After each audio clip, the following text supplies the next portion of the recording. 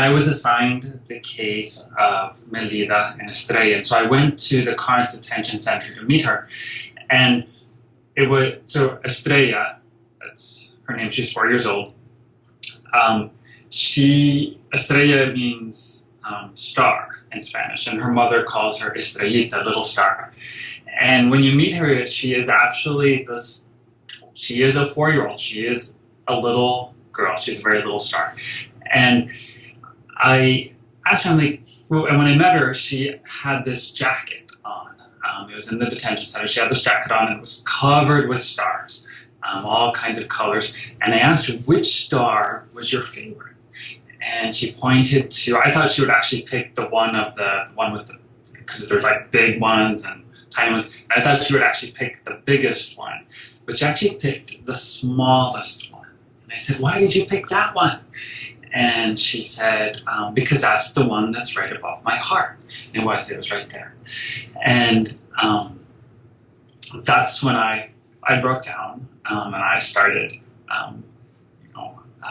it was because I looked at little Estrella and I realized that she's been in detention for 20% of her lifetime.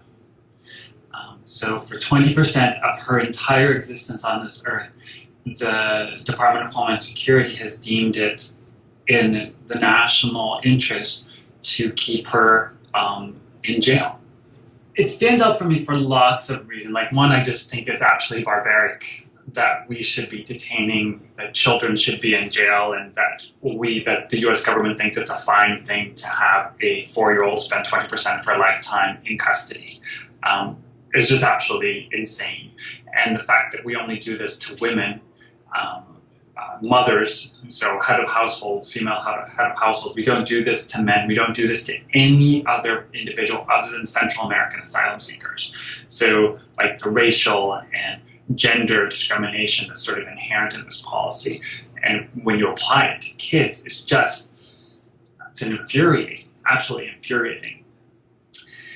But what also stands out to me is that the policy,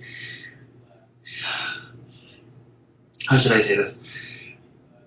That there's nothing that the government, so mid-March, I had a conversation with the lead lawyer involved, the government's lead lawyer involved in this case. And I explained to him, look, there's this little girl who's in jail and she's been there for a long time. This extended detention of children just isn't right.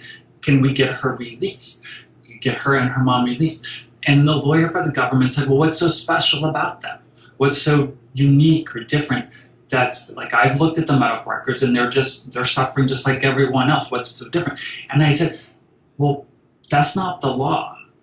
What the law says is that is she a danger to the community or is she a flight risk? And if the answer is no to both of those questions, they should be released under appropriate circumstances.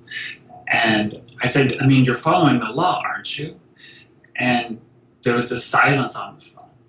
And he said, oh yes, of course we're following the law. And I said, oh yes, of course you're following.